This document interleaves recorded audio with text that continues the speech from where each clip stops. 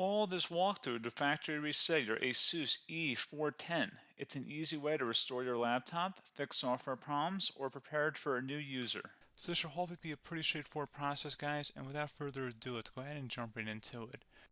It's supposed to not delete your personal files.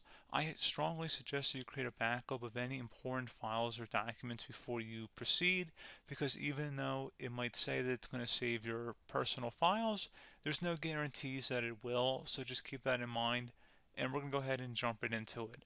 So we're going to go ahead and start by right-clicking on the Windows Start menu, and we're going to select the settings.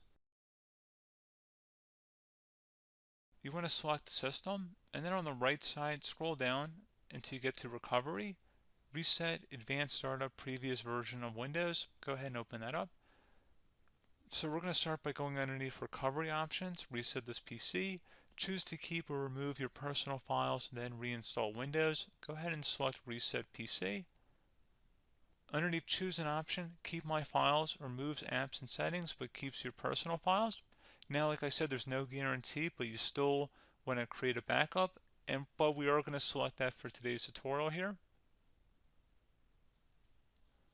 And it's going to ask how would you like to reinstall Windows. I usually do a local reinstall, so that's what I'm going to select.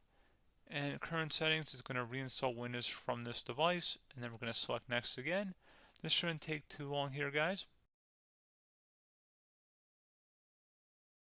And resetting will change settings back to their default, keep personal files, reinstall Windows from this device, remove all apps and programs, and you can also view what apps will be removed. This will take some time and your PC will restart. These are the apps that will be removed, so take note of that. So you're definitely going to have to reinstall some stuff once it's done. So it looks like I accidentally closed out of there, so I'm just going to go back to exactly where we were. And we're just going to go ahead and proceed with the reset here and select reset.